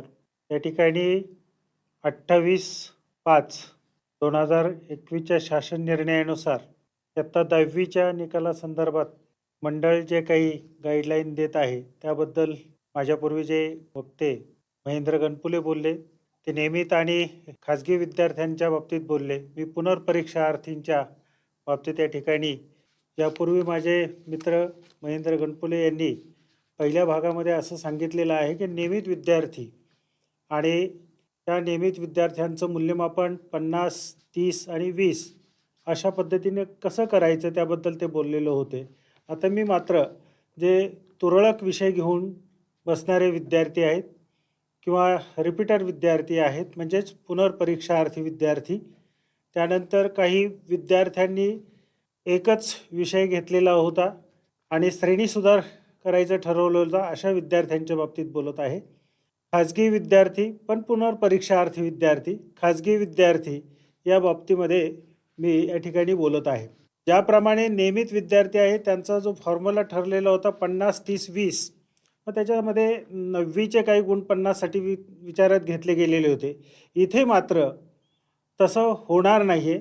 आपण एक उदाहरण घेऊया. उदाहरणार्थ 9वीचंच नापास झालेला विद्यार्थी किंवा 8वीचा नापास झालेला विद्यार्थी आहे किंवा 7वीत नापास झालेला विद्यार्थी आहे आणि खाजगी विद्यार्थी म्हणून यावर्षी नोंदणी केलेली असेल, तर त्या विद्यार्थ्याला परीक्षा देताना काय करावं लागेल?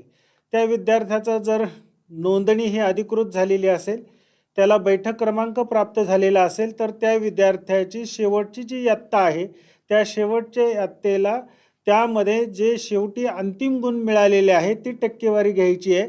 ती 80मध्ये आपण धरणार आहोत आणि 80मध्ये ती धरल्यानंतर 20 गुणांसाठी मात्र आपण ज्या पद्धतीने प्रचलित पद्धतीने 20 गुणांची तोंडी परीक्षा असेल किंवा प्रात्यक्षिक परीक्षा असेल किंवा इतर काही काम असेल ते केलेलं आहे, तसंच ते आपण काम करणार आहोत आणि मग त्याचं एकत्रित मूल्यमापन करताना अशा पद्धतीने करणार आहोत. 80 अधिक 20 बरोबर 100. मग 100मध्ये त्याला किती मार्क मिळाले हे आपल्याला वेगवेगळ्या परिशिष्टांमधून त्याला भरायचं आहे. त्या मार्क आपण बोर्डाच्या बोर्डामध्ये जे भरायचे मार्क आहेत त्याच्यामध्ये भरायचे. ते एक्सेल शीटमध्ये तो भरू शकतो किंवा शाळेने ते भरताना प्रिंटआउट काढून भरलेले असतील तर ते भरायचे. त्याच्या 2 प्रती तयार करायच्या विषय शिक्षकांनी. विषय शिक्षकांनी स्वाक्षरी केल्यानंतर ती प्रत एक प्रत ही वर्ग शिक्षकाकडे द्यायची आहे, एक प्रत ऑफिसमध्ये जमा करायची आणि जमा केलेल्या ज्या प्रती आहेत त्या प्रती आपल्याला बोर्डाने निर्धारित केलेल्या वेळेनुसार किंवा तारखेनुसार आपल्याला ज्या ठिकाणी जमा करायला सांगितले असतील त्या ठिकाणी जमा करायच्या आहेत. मग अशा पद्धतीने आपल्याला वेगवेगळ्या पद्धतीने पुनर्परीक्षार्थी असतील, खाजगी विद्यार्थी असेल, तुरळक विषय घेऊन बसलेला विषय असेल, आयसोलेटेड असेल, अशा विद्यार्थ्यांचं मूल्यमापन करत असताना परिशिष्टीच्या मदतीने आपल्याला काय करावं लागेल, त्यासाठी मी परिशिष्टांचं वाचन या ठिकाणी करणार आहे. विद्यार्थीनिहाय तपशील आपल्याला या ठिकाणी गुण जे भरायचे आहेत ते वेगवेगळ्या परिशिष्टांमध्ये भरायचे आहेत. हा जो विद्यार्थी आहे हा विद्यार्थी आपला खाजगी नियमित पुनर्परीक्षार्थी म्हणून प्रविष्ट झालेला आहे. त्या विद्यार्थ्यांचे गुण भरत असताना आपल्याला परिशिष्ट क्रमांक 201 प्रमाणे कार्यवाही करायची. प्रथमतः आपल्या माध्यमिक शाळेचं नाव आणि पत्ता पूर्ण लिहून घ्यायचा आहे त्या ठिकाणी. नंतर मंडळाचा सांकेतिक जो क्रमांक असेल तो त्या ठिकाणी भरायचा आहे. तर तो उदाहरणार्थ समजा 1105-031 असेल. UDIS क्रमांक जो 272514002003 अशा पद्धतीने असेल तो भरायचा त्या ठिकाणी. विद्यार्थ्याचा बैठक क्रमांक टाकायचा आहे. त्यानंतर विद्यार्थ्याचं नाव लिहायचं आहे. नंतर मंडळाला यापूर्वी त्यांनी परीक्षेत काही सूट मिळालेले असतील श्रेणी विषयांसह, पूर्वी आपण तो एक्झामटेड म्हणून त्या ठिकाणी लिहायचं. तसंच आपल्याला या ठिकाणी ज्या सूट मिळाल्या असेल त्या विषयाचं तिथे नाव आपल्याला लिहायचं आहे, श्रेणी विषय असं नाव लिहायचं आहे. सूट मिळालेल्या मंडळातील परीक्षेचा तपशील लिहिताना परीक्षेचा महिना कोणता होता, म्हणजे मागच्या वर्षी होता की 2017 होता की 18 होता, परीक्षेचे वर्ष त्या ठिकाणी लिहायचं आहे. बैठक क्रमांक लिहायचा आहे. ऑक्टोबर आणि मार्च असा त्या परीक्षेचा महिन्याचा त्या ठिकाणी उल्लेख केला पाहिजे. प्रविष्ट होणारे विषय श्रेणी विषय असं म्हणजे त्याला कोणते विषय घ्यायचे आहेत त्या ठिकाणी नोंद करायचे. प्रविष्ट विषयांसाठी मंडळाचा मार्गदर्शक सूचनाप्रमाणे आयोजित अंतिम तोंडी परीक्षा किंवा प्रात्यक्षिक ऐवजी विशेष लेखन कार्य त्यांनी केलेलं असेल किंवा अंतर्गत मूल्यमापन यामध्ये काही प्राप्त त्याला गुण 20 पैकी झालेले असतील ते या ठिकाणी त्याचे नोंद करायचे. यापूर्वी उत्तीर्ण झालेल्या शेवटच्या इयत्तेचा तपशील म्हणजे 5वी किंवा 7वी किंवा 8वी किंवा 9वी या इयत्तेमध्ये यापूर्वी उत्तीर्ण झालेली त्याची अंतिम परीक्षा, म्हणजे जरी तो खाजगी असला पण तो 7वीत उत्तीर्ण झालेला असेल तर 7वीचे, मग त्यासाठी त्याला यापूर्वी उत्तीर्ण झालेल्या अंतिम इयत्तेचा महिना आणि वर्ष लिहायचं आहे. अंतिम परीक्षेतील एकूण गुणांची टक्केवारी त्या ठिकाणी लिहायची 12 नंबरच्या कॉलममध्ये, रकान्यामध्ये. आणि मग त्याचं इकडे आपल्याला साधारणपणे ह्या प्रविष्ट होणारे विषय, श्रेणी विषयासह जे काही 80 पैकी गुण त्याला मागचे असतील आणि यातले मिळणारे 20 गुण असे 100 गुण देऊन त्याला उत्तीर्ण करता येतील. यानंतर पाहत आहोत तो परिशिष्ट नंबर 2. विद्यार्थ्यांनी हा तपशील या ठिकाणी दिलेला आहे. सर्व विषय श्रेणी विषयांसाठी प्रविष्ट होणाऱ्या पुनर्परीक्षार्थी म्हणजे पुनर्परीक्षार्थी विद्यार्थी आहे आणि त्याला सर्व विषयांसाठी किंवा श्रेणी विषय घेऊन सुद्धा प्रविष्ट व्हायचं आहे. अशा वेळेस नेहमीप्रमाणे शाळेचं नाव, संकेतक क्रमांक, त्यानंतर UDIS नंबर, विद्यार्थ्याचं नाव, बैठक क्रमांक, प्रविष्ट होणारे विषय त्याचे श्रेणीसह त्या ठिकाणी लिहायचे. 10वीच्या वर्षभरातील त्याचं लेखी मूल्यमापन जे असेल, मग ते सराव चाचण्या असतील, स्वाध्याय असेल, गृहकार्य असेल, प्रकल्प यापैकी एक किंवा अधिक बाबींच्या आधारे केलेल्या मूल्यमापनास मग ते 40 किंवा 80 पैकी मंडळाच्या मार्गदर्शन सूचनाप्रमाणे प्रात्यक्षिकाऐवजी त्यांनी काही लेखन कार्य केलं असेल, उदाहरणार्थ विज्ञानामध्ये त्याला करावं लागतं हे, त्याच्या अंतर्गत मूल्यमापन यामध्ये जे काही 20 पैकी गुण प्राप्त होणार आहेत हे 20 पैकी प्राप्त होणारे गुण एकतर 20 असतील किंवा 10 अधिक 10 अशा स्वरूपाचे असतील. म्हणून आपण 5 क्रमांकामध्ये 10 घेतलेले आहेत आणि 6 मध्ये 10 घेतलेले आहेत. पण जर ते एकत्रितच 20 असतील तर 5 मध्ये आपण तिथे फक्त 20 घेणार आहे, मग 6 मध्ये काहीच येणार नाही. नंतर शेवटचा पुढचा कॉलम आहे, यापूर्वी उत्तीर्ण झालेल्या शेवटच्या इयत्तेचा तपशील म्हणजे 5वी परत 5वी ते 7वी 8वी काय असेल तो, त्याला उत्तीर्ण झालेली अंतिम इयत्ता, यापूर्वी उत्तीर्ण झालेले इयत्तेचा महिना आणि वर्ष आणि अंतिम परीक्षेतील एकूण गुणांची टक्केवारी. हे झाल्यानंतर संबंधित विषय शिक्षक म्हणजे त्याला ज्या ज्या विषयाची, समजा 4 विषयाची परीक्षा दिली असेल तर 4 विषयांच्या त्या ठिकाणी शिक्षकांचं नाव त्या ठिकाणी येणार आहे आणि त्याच्यावरती मुख्याध्यापकाची स्वाक्षरी सुद्धा येणार आहे. पुढचा जो आहे तो म्हणजे विषयनिहाय गुणतक्ता खाजगी विद्यार्थ्यांसाठी. यानंतर विषयनिहाय गुणतक्ता खाजगी विद्यार्थ्यांसाठी, फक्त खाजगी विद्यार्थ्यांसाठी परिशिष्ट क्रमांक 3.01. नेहमीप्रमाणे आपल्याला त्या ठिकाणी परिशिष्ट भरताना शाळेचं नाव, पत्ता, मंडळाचा सांकेतक क्रमांक जो असेल तो, UDIS क्रमांक आपल्या शाळेचा, विषय यामध्ये प्रथम भाषा त्याची जी असेल ती, द्वितीय भाषा, तृतीय भाषा, विषय कोड म्हणजे हा तक्ता 3.01 हा जो तक्ता आहे हा तक्ता आपल्याला तिन्ही भाषांना लागू पडणार आहे. त्यामुळे 3 भाषांसाठी वेगवेगळा भरायचा, आपल्याला एकत्रित भरता येणार नाही. तिथे देताना आपण प्रथम भाषा ऑब्लिक द्वितीय भाषा ऑब्लिक तृतीय भाषा एकत्रित एकसारखा असल्यामुळे आपण फक्त दिलेलं आहे. विषय शिक्षकाचं नाव, एक विषय शिक्षक असेल तर 1, 2 असतील तर 2, कारण या ठिकाणी तुकडी असा प्रकार नाही. त्या शाळेतला फक्त शिक्षक, 2 शिक्षक लिहायचे नसतील तर कोणताही एक ज्येष्ठ शिक्षक लिहिला तरी चालेल. बैठक क्रमांक, विद्यार्थ्यांचे नाव, संपर्क केंद्रामार्फत आयोजित सराव चाचण्या ज्या केलेल्या असतील त्या किंवा स्वाध्याय, गृहकार्य, प्रकल्प यापैकी एक किंवा अधिक बाबीसाठी किंवा फक्त एकच त्याचे 80 गुण आणि अंतिम तोंडी परीक्षा 20 गुण. असा रकाना क्रमांक 6 मध्ये 4 अधिक 5 म्हणजे 100 गुण आणि त्या विद्यार्थ्याला प्राप्त झालेले ते एकूण गुण. पुढच्या 7, 8, 9 मध्ये यापूर्वी उत्तीर्ण झालेले अंतिम इयत्ता, यापूर्वी उत्तीर्ण झालेल्या अंतिम इयत्तेचा महिना व वर्ष आणि अंतिम परीक्षेतील एकूण गुणांची टक्केवारी. यानंतर दुसरं परिशिष्ट आहे 3.2 विषयाने आहे गुणतक्ता खाजगी विद्यार्थ्यांसाठी, भाषा विषय, संयुक्त भाषा विषय. आत्ता आपण पाहिले ते फक्त 100 मार्काची भाषा विषय होता, आता मात्र इथे संयुक्त भाषा आहे. 3.1 प्रमाणे इतर सर्व माहिती भरायची आहे. फक्त रकाना क्रमांक 4 मध्ये ही संयुक्त भाषा असल्यामुळं, 2 भाषा एकत्र असल्यामुळं 4 मध्ये आपल्याला 40 अधिक 40 आणि तसंच तोंडी परीक्षेमध्ये 5 मध्ये सुद्धा 10+10 ह्या 4 आणि 5 ची बेरीज एकूण 100 पैकी 6 रकान्यामध्ये भरायची आहे. त्यानंतर परिशिष्ट क्रमांक 3.3 नेहमीप्रमाणे शाळेची माहिती, बैठक क्रमांक, विद्यार्थ्याचे नाव. हा 3.3 जो परिशिष्ट आहे हा गणित विषयासाठी आहे, म्हणून गणित भाग 1 साठी 50, गणित भाग 2 साठी 50, एकूण 100 गुण. विषयाचा कोड इथं ऑलरेडी प्रिंट केलेला आहे 71. रकाना क्रमांक 4 मध्ये भाग गणित 1 साठी आणि भाग गणित 2 साठी वेगवेगळे 40-40 गुण. अंतर्गत मूल्यमापनासाठी सुद्धा भाग गणित 1 आणि भाग गणित 2 10-10 एकूण 20. रकाना क्रमांक 6 मध्ये 40 + 40 + 20 बरोबर 100.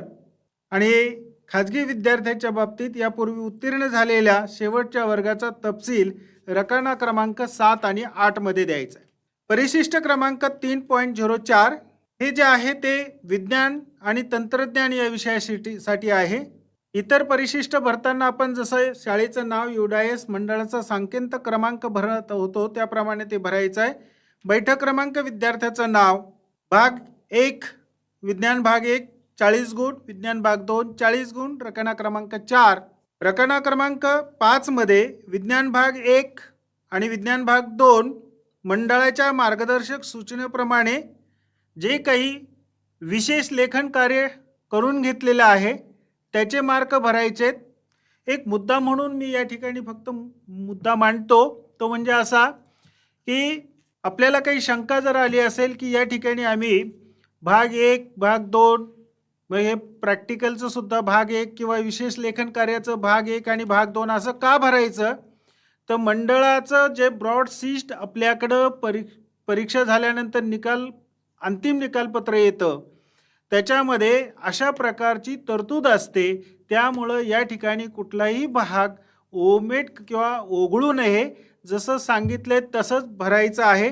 कारण त्या ठिकाणी जर एखाद्या रकान्यातले मार्क नसतील तर त्या विद्यार्थ्याचा त्याच्यावरती परिणाम होऊ शकतो. म्हणून कुठलाही भाग न गाळता सर्व भाग भरायचे. एकूण गुण रकाना क्रमांक 4 + 5 6 मध्ये भरायचे आहेत. 7, 8, 8 मध्ये त्या विद्यार्थ्याची पूर्वीची इयत्ता जी असेल उत्तीर्ण केलेली ते अंतिम गुणाची टक्केवारी भरायची. 3.5 परिशिष्ट क्रमांक हे जे आहे सामाजिक शास्त्रासाठी आहे. सामाजिक शास्त्रामध्ये 2 विषय कंपल्सरी आहेत, ते म्हणजे इतिहास, राज्यशास्त्र आणि भूगोल. यामध्ये 50-50 गुण आहेत. आत्ता आपण पाहिल्याप्रमाणे शाळेचं नाव, युडायस क्रमांक, विषय कोड 2 वरती मोकळ्या शिक्षकांच्या जागा दिसतात. ते 2 शिक्षक असतील तर 2, एकच असेल तर एकच नाव. बैठक क्रमांक, विद्यार्थ्याचं नाव आणि 40-40 पैकी गुण. अंतर्गत मूल्यमापनाचे सुद्धा 20 पैकी 5 अ + ब. इथेही 4 अ + ब, अ + ब आणि अ + ब यांची बेरीज आपण एकत्रित करतो. रकाना क्रमांक 4 आणि 5 यांची बेरीज 6 मध्ये केलेली आहे. 7 आणि 8, 9 या रकान्यामध्ये नेहमीप्रमाणे त्याच्या मागील इयत्तेची माहिती, उत्तीर्ण झालेलं किंवा त्याच्यातली अंतिम टक्केवारी. परिशिष्ट 3.06 हे शरीरशास्त्र, आरोग्यशास्त्र आणि ग्रहशास्त्र यासाठी आहे. शरीरशास्त्रासाठी जे गुण आहेत ते 30, त्यानंतर परत 20 गुण, त्यानंतर 20 आणि रकाना क्रमांक 4 + 5 यांची बेरीज 6 मध्ये. 7, 8 आणि 9 मध्ये त्याच्या पाठीमागच्या म्हणजे खाजगी विद्यार्थ्याच्या बाबतीमध्ये यापूर्वी उत्तीर्ण झालेली अंतिम इयत्ता, यापूर्वी उत्तीर्ण झालेल्या अंतिम इयत्तेचा महिना आणि वर्ष आणि त्याची टक्केवारी. परिशिष्ट क्रमांक 3.07 खाजगी दिव्यांग विद्यार्थ्यांसाठी आहे. आपल्या शाळेतून खाजगी विद्यार्थी किंवा आपल्या संपर्क केंद्रावरून दिव्यांग विद्यार्थी बसला किंवा कसे याची माहिती आपल्याकडे असते आणि त्यावर आधारित हे परिशिष्ट आपण भरायचे असतात. अंकगणित आणि कार्यशिक्षणासाठी आहे. 50-50 बरोबर एकूण 100 गुण. आता सांगितल्याप्रमाणे माध्यमिक शाळेचे नाव, मंडळाचा सांकेताक क्रमांक, विषय कोड, विषय शिक्षकाची नावं, बैठक क्रमांक, विद्यार्थ्याचे नाव, रकाना क्रमांक 4 आणि 5 मध्ये अंकगणित आणि कार्यशिक्षण यांची गुण द्यायचे 50-50 पैकी. रकाना क्रमांक 6 मध्ये 4 अधिक 5 यांची एकूण बेरीज 100 पैकी. 7, 8 आणि 9 मध्ये खाजगी विद्यार्थ्याची दिव्यांग असेल तरी सुद्धा त्याचे मागच्या वर्षाची अंतिम इयत्ता, महिना आणि टक्केवारी. परिशिष्ट क्रमांक 3.8 खाजगी दिव्यांग विद्यार्थ्यांसाठी विषयनिहाय गुणतक्ता आहे. शाळेचे नाव, मंडळाचा सांकेताक क्रमांक, विषय कोड आणि विषयाचे एकूण गुण, विषय शिक्षकाचं नाव, बैठक क्रमांक, विद्यार्थ्याचे नाव, संपर्क केंद्रामार्फत आयोजित केलेल्या सराव चाचण्या, पूर्ण केलेला स्वाध्याय, पुस्तिका, गृहकार्य यापैकी जे घेतलेले असेल ते प्राप्त गुण आणि त्याचे एकूणात रूपांतरित करून 100 गुण. 5 रकान्या क्रमांकामध्ये 100 पैकी गुण द्यायचे. 6, 7 आणि 8 मध्ये त्या विद्यार्थ्याच्या मागच्या वर्षाची उत्तीर्ण झालेली किंवा मागील इयत्ता, उत्तीर्ण झालेल्या अंतिम इयत्तेचा महिना आणि वर्ष, परीक्षेत मिळालेले एकूण गुणांची टक्केवारी. परिशिष्ट क्रमांक 309 हा खाजगी विद्यार्थ्यांसाठी श्रेणीनिहाय गुणतक्ता आहे. शाळेचे नाव, मंडळाचा सांकेताक क्रमांक, विषयाचे नाव, UDIS क्रमांक.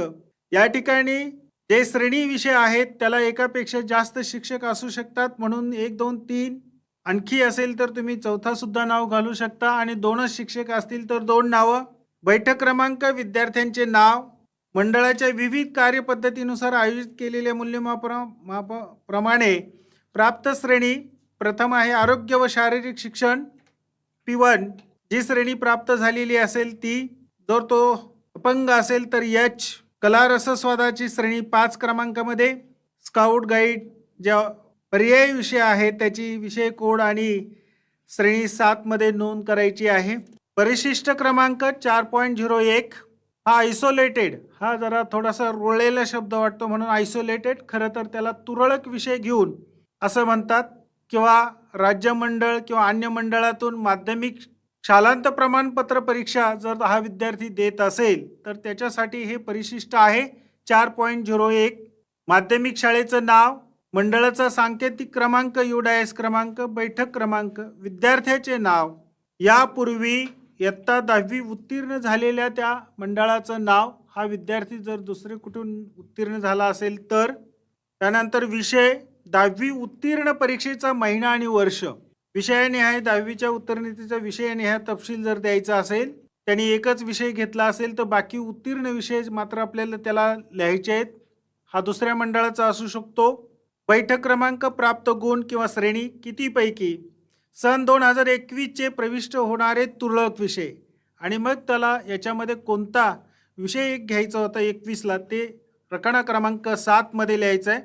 मंडळाच्या मार्गदर्शक सूचनाप्रमाणे आयोजित अंतिम तोंडी परीक्षा, प्रात्यक्षिकाऐवजी विशेष लेखन कार्य, अंतर्गत मूल्यमापन यामध्ये प्राप्त गुण ते 20 पैकी असतील तर 20 पैकी, किंवा त्याचं विभाजन असेल 10+10 तर त्यापैकी हे रकाना क्रमांक 8 मध्ये भरायचे. आणि मग त्याने जो तुरळक विषय घेतलेला आहे त्या तुरळक विषय शिक्षकाची सही आणि खाली मुख्याध्यापकांची स्वाक्षरी भरून परिशिष्ट 4.1 पूर्ण करायचं आहे. यानंतर जे परिशिष्ट आहेत ते म्हणजे संकलित निकाल तक्ते, नियमित विद्यार्थी त्यांच्यासाठी आहे.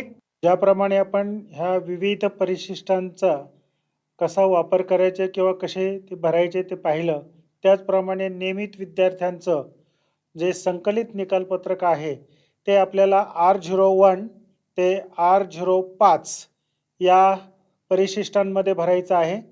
आणि खाजगी विद्यार्थ्यांकरिता P01 ते P04 या परिशिष्टांमध्ये एकत्रित किंवा संकलित निकाल आपल्याला भरायचा आहे. धन्यवाद.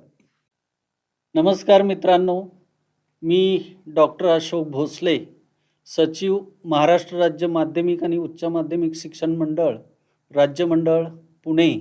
आपणा सर्वांना कल्पना आहे की मार्च 2020 पासून कोविड-19 या विषाणूचा प्रादुर्भाव महाराष्ट्र राज्यासह संपूर्ण देशामध्ये किंबहुना जगामध्ये सुरू झाला आणि मग तो टप्प्याटप्प्याने वाढत गेल्यानंतर आपलं जे शैक्षणिक वर्ष आहे सन 2020-21 हे बऱ्याचशा प्रमाणात थोडंसं डिस्टर्ब झालं आणि मग अध्ययन अध्यापन प्रक्रियेवर झालेला परिणाम, मग त्याच्या अनुषंगाने अभ्यासक्रमामध्ये केलेली 25% कपात आणि मग पुन्हा जेव्हा आपण परीक्षेचं नियोजन एप्रिल-मे 2021 केलं, ती परीक्षा प्रत्यक्ष सुरू होण्यापूर्वी पुन्हा एकदा फेब्रुवारी 2019 पासून या विषाणूचा वाढलेला प्रादुर्भाव, ही संपूर्ण परिस्थिती विचारात घेतल्यानंतर शासनाने विद्यार्थ्यांच्या आरोग्याला आणि त्यांच्या जीविताला प्राधान्याने महत्त्व दिलं आणि तो भाग विचारात घेऊन अतिशय महत्त्वपूर्ण निर्णय शासनाने 12 मे 2021च्या शासन निर्णयानुसार घेतला आणि मंडळामार्फत आयोजित करण्यात येणारी माध्यमिक शालांत प्रमाणपत्र परीक्षा इयत्ता 10वीसाठी जी असते ती रद्द करण्याचा निर्णय घेतला गेला. परंतु परीक्षा रद्द झाल्यानंतर त्या विद्यार्थ्यांचं पुढच्या प्रवेशाचं धोरण किंवा प्रवेशाची दिशा निश्चित होणं महत्त्वाचं होतं आणि हा भाग विचारात घेऊन या विद्यार्थ्यांचा निकाल लावणं, यांची विषयनिहाय संपादनूक निश्चित करून त्याचं संकलन करणं आणि विद्यार्थ्याच्या संपादनुकीच्या आधारे त्याचा निकाल देणं हा एक अतिशय महत्त्वाचा टप्पा होता. याच्यामध्ये अनेक मतप्रवाह जरी असले तरी मंडळाची गुणपत्रिका आणि प्रमाणपत्र हे विद्यार्थ्याच्या संपूर्ण भावी आयुष्याच्या दृष्टीने अतिशय महत्त्वाचं होतं.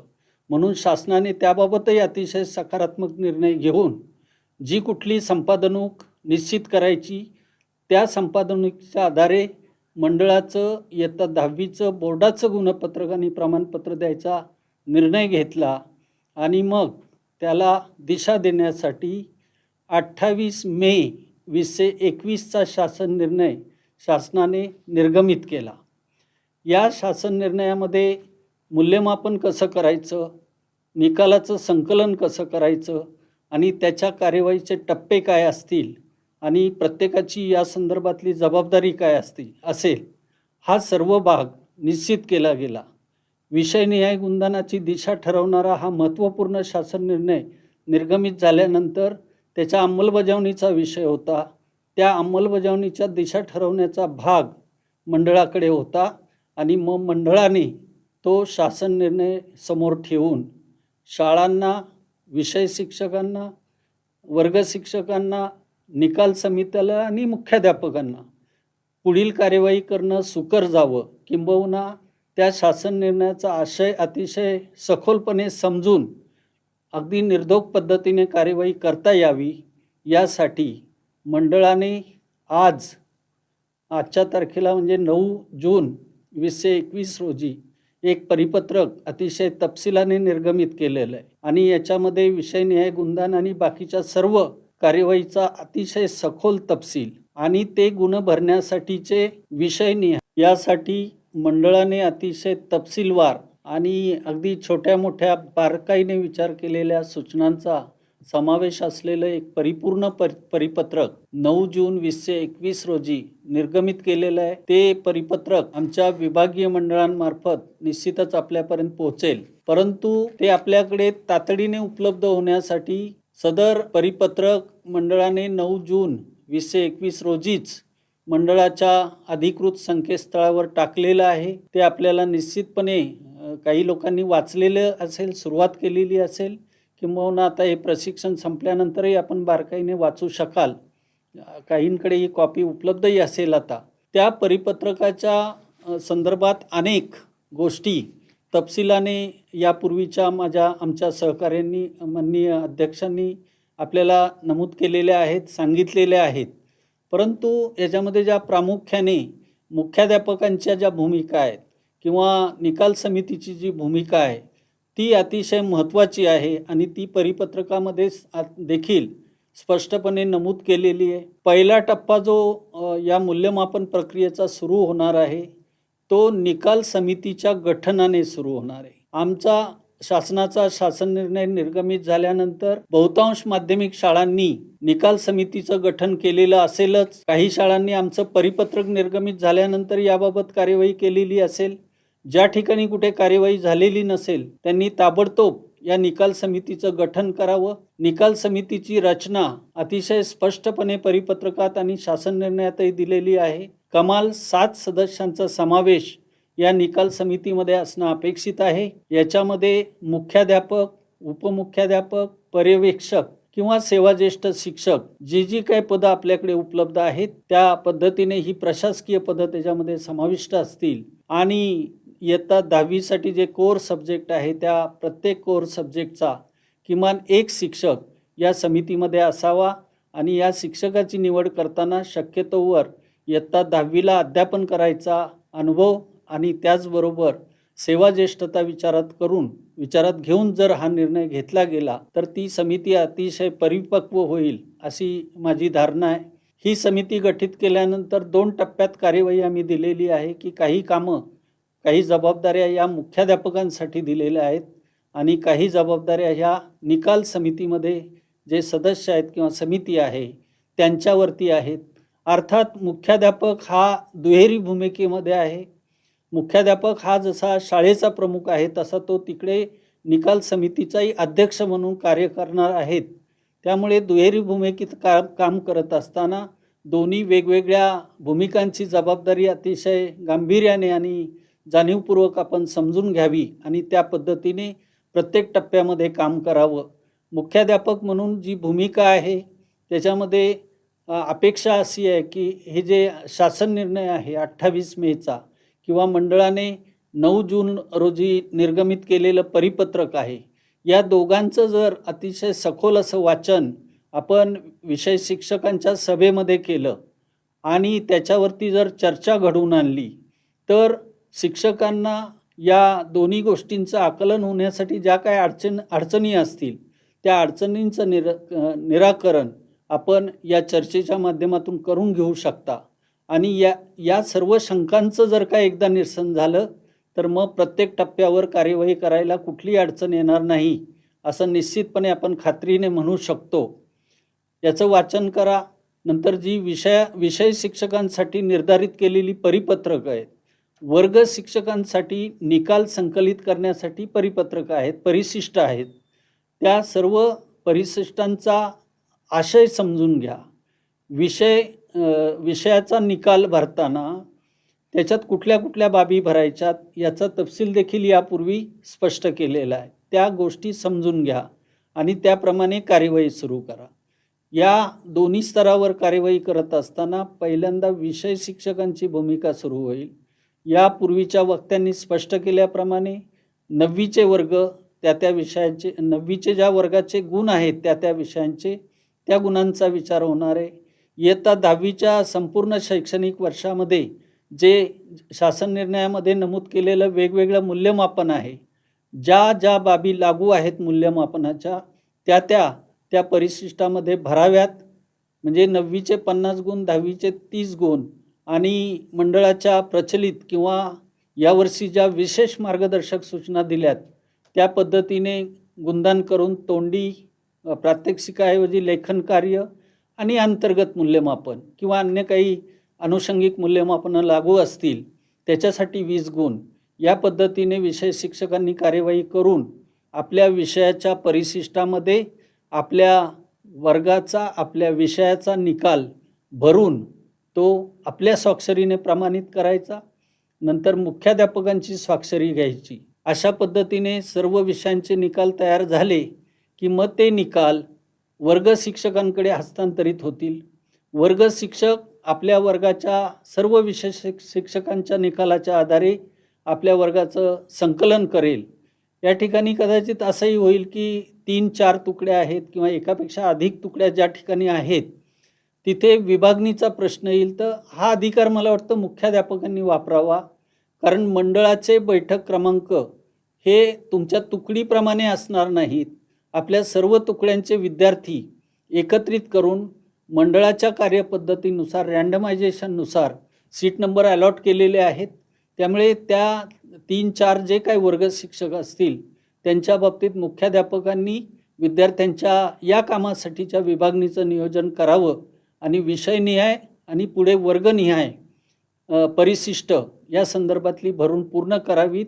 संकलित निकालसुद्धा वर्ग शिक्षक आणि त्याच्या बरोबरीने मुख्याध्यापकांनी प्रमाणित करायचा आहे. ह्या दोन्ही बाबी प्रमाणित केल्यानंतर निकाल समितीचं महत्त्वाचं काम सुरू होतं, ते म्हणजे परीक्षण आणि पडताळणी. मॉडरेशन टाईपचं काम या निकाल समितीला करायचं आहे. मंडळाच्या कार्यपद्धतीमध्ये 2 टप्पे आहेत. परीक्षक स्तर आहे, नियामक स्तर आहे आणि त्याला पुन्हा आवश्यकतेनुसार चीफ मॉडरेटरचा रोल असतो. त्याच पद्धतीने आपण इथे 2 टायर सिस्टीम ठेवलेली आहे मॉडरेशनची. वर्ग शिक्षक एक्झामिनर म्हणून गुणदानाचं गुणलेखनाचं काम करणार आहे आणि त्याचं मॉडरेशन निकाल समिती करणार आहे. त्यामुळे दोन्ही टप्प्यावर मंडळासाठी हे गुण वापरले जाणार आहेत आणि याच्या आधारे विद्यार्थ्यांचं भवितव्य निश्चित होणार आहे. या दोन्ही बाजूची अतिशय बारकाईने विचार करून, जाणीव ठेवून आणि तेवढीच ती बाब गांभीर्याने घेऊन आपण हे गुणलेखन वस्तुनिष्ठ पद्धतीने त्या परिशिष्टामध्ये नोंदवावं अशी मंडळाची निश्चितपणे भूमिका आहे. माननीय अध्यक्ष महोदयांनी तीच भूमिका निश्चितपणे विशद केलेली असेल तर ती जबाबदारी या निकाल समितीने पार पाडावी. त्यांना जिथे जिथे आवश्यकता आहे तिथे मी तर म्हणेल 9वीचे निकाल तुम्ही निश्चितपणे पहा. 9वीचे मूळ निकाल पाहून 9वीचे विषयनिहाय गुण बरोबर घेतलेत का याची आपण खात्री करा. नंतर 10वीसाठी जे सर्वसाधारणपणे 30 गुणांचं आपण मूल्यांकन देतो आहे अंतिमतः, त्याच्यासाठी जे गुण बेस म्हणून घेतलेले आहेत ते गुण शालेय अभिलेखाप्रमाणे बरोबर आहेत का हे पहा. अंतर्गत मूल्यमापन किंवा तोंडी किंवा तत्सम मूल्यमापन जे 20 गुणांचं होतं त्याच्यासाठीचे नोंदवलेले गुण हे वस्तुनिष्ठ आहेत का, ह्या सगळ्या बाबीची तुम्ही खात्री करा. तुम्ही मंडळाचे कस्टोडियन आहात या संपूर्ण प्रक्रियेमध्ये आणि मंडळाच्या गुणांचं महत्त्व आणि त्याचं पावित्र्य आपण निश्चितपणे राखाल आणि ही सगळी वस्तुनिष्ठता या दोन्ही टप्प्यावर म्हणजे विषय शिक्षक, वर्ग शिक्षक, मुख्याध्यापकांचा रोल आणि निकाल समिती या तिन्ही टप्प्यावर गुणलेखन आणि गुणपडताळणीचं काम करताना आपण निश्चितपणे ही जबाबदारी मंडळाच्या अगदी लेवलने येऊन, मंडळाच्या भूमिकेत येऊन जबाबदारीने पार पाडाल अशी अपेक्षा आहे. अशा पद्धतीने निकाल समितीने पडताळणी केल्यानंतर जो निकाल आपल्या शाळेचा अंतिम होणार आहे त्या अंतिम केलेल्या निकालाच्या प्रत्येक बाबीच्या 2 मूळ प्रती ह्या तयार होणं अपेक्षित आहेत आणि याबाबत परिपत्रकामध्ये स्पष्ट निर्देश दिलेले आहेत. 2 प्रती मूळ स्वरूपात असणं अपेक्षित आहेत, स्वाक्षरीत त्या घटकाच्या लेवलला म्हणजे विषय शिक्षक, वर्ग शिक्षक, मुख्याध्यापक. आणि निकाल समितीच्या स्वाक्षरी ही संकलित गुणपत्रकावर अपेक्षित आहे. म्हणजे जेवढे मेंबर आहेत निकाल समितीची त्या प्रत्येकाची स्वाक्षरी ह्या त्या वर्गाच्या संकलित निकालावरती असणं अपेक्षित आहे.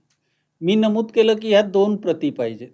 ह्या 2 प्रतींचं काय करायचं तर एक प्रत, प्रत्येक प्रकारची एक प्रत ही सीलबंद पाकिटामध्ये मंडळाकडे म्हणजे आपल्याशी संबंधित जे विभागीय मंडळ आहे त्या विभागीय मंडळाकडे सीलबंद स्वरूपात जाणं अपेक्षित आहे. याच्यासोबत आपला जो निकाल आहे 9वीचा म्हणजे जो बेस म्हणून आपण 50% गुणांसाठी घेतलेला आहे त्या 9वीच्या अंतिम निकालाची प्रमाणित स्वाक्षरित प्रत देखील या सीलबंद पाकिटात असायला हवी. याचबरोबर जे विद्यार्थी 9वीपर्यंत पोचलेले नाहीत त्यापूर्वीच्या इयत्तांच्या आधारे खाजगी विद्यार्थी म्हणून ज्यांनी प्रवेश घेतलेला आहे त्या विद्यार्थ्यांच्या बाबतीत जी कुठली शेवटची इयत्ता त्यांची असेल उत्तीर्ण केलेली, मग ती 5वी पासून 9वीपर्यंतची कुठलीही असू शकते, जी शेवटची इयत्ता असेल त्या विद्यार्थ्याच्या बाबतीत त्या इयत्तेचा अंतिम निकाल त्याची छायाप्रत, भले मग ती गुणपत्रिका असेल किंवा तुमच्या शाळेचा विद्यार्थी असेल तर त्या वार्षिक निकालाची त्या पानाची प्रत असेल, ही सुद्धा सीलबंद पाकिटात येणं अपेक्षित आहे. इथे आम्ही 9वीचा निकाल का मागतोय किंवा नियमित विद्यार्थ्यांच्या बाबतीत 9वीचा निकाल का मागतो, याच्यामागची भूमिका अशी आहे की ही सर्व कार्यपद्धती अवलंबल्यानंतर जो 10वीचा अंतिम निकाल बोर्डासाठी तयार होणार आहे त्याच्यामध्ये मिळालेले गुण आणि विद्यार्थ्याचा इयत्ता 9वीमध्ये मिळालेले गुण किंवा खाजगी विद्यार्थ्याच्या बाबतीत त्यापूर्वीच्या अंतिम इयत्तेमध्ये मिळालेले गुण याच्यामधली तफावत आम्ही संगणकीय प्रणालीद्वारे पडताळणार आहोत. आणि जी नैसर्गिक वाढ असते 9वीतनं 10वीत येताना पर्सेंटेजमध्ये, त्या नैसर्गिक वाढीपेक्षा जर जास्त वाढ दिसून आली तर तिथे आम्हाला त्या केसमध्ये वस्तुनिष्ठता शाळेवर येऊन क्षेत्रीय अधिकाऱ्यांच्या मार्फत पडताळणे आवश्यक आहे, पडताळणी करावी लागणार आहे. ही यामागची भूमिका आहे.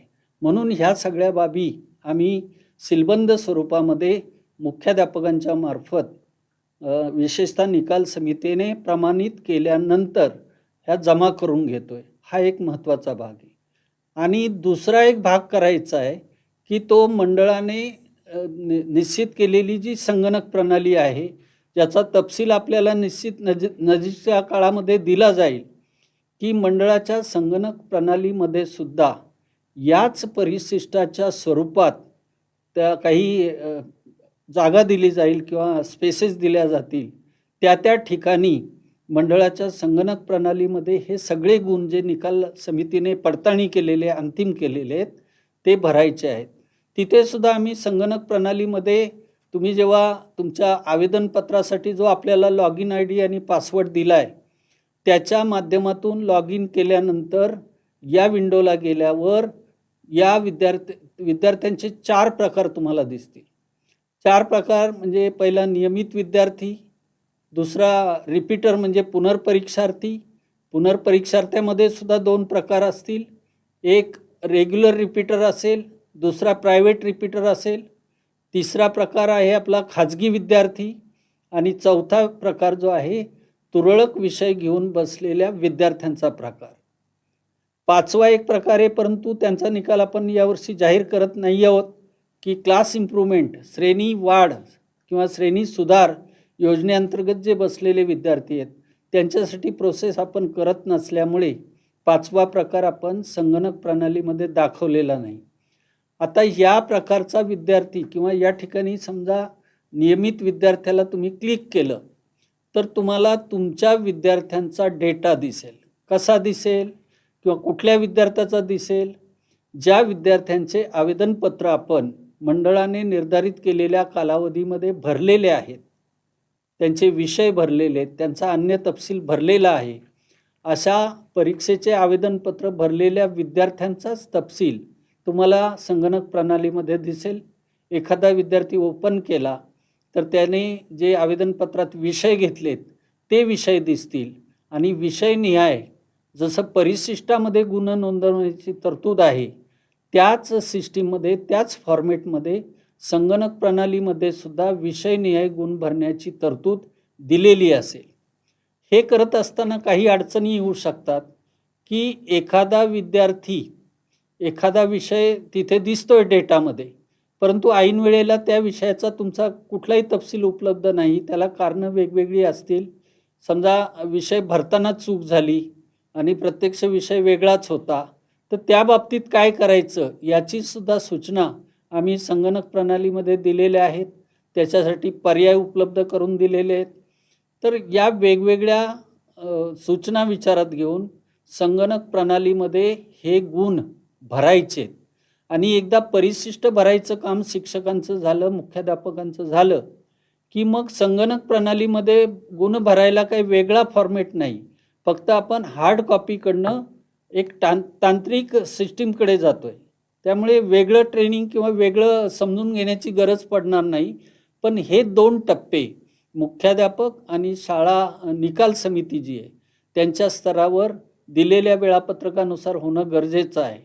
मित्रांनो, ह्या दोन्ही टप्पे झाले की रोल इथे पहिल्या टप्प्यातला तरी संपला आहे. परंतु त्याच्यानंतर आमची प्रक्रिया सुरू होणार आहे. आम्हाला काही भरलेल्या डेटामध्ये पडताळा घ्यायचे. आमच्याकडे बरेचसे वेगवेगळे सोर्सेस आहेत. जसं आपण इयत्ता 9वीच्या विद्यार्थ्यांचा अंतिम निकाल सरळ प्रणालीमध्ये भरलेला आहे. तिथे प्रत्येक विद्यार्थ्याचे 9वीचे एकूण टक्केवारी गुण नोंदवलेले आहेत, त्याच्याशी कंपॅरिझन होणार आहे. मगाशी सांगितल्याप्रमाणे खाजगी विद्यार्थ्याच्या बाबतीत तुम्ही दिलेल्या अंतिम निकालाच्या आधारे पडताळणी होऊ शकते.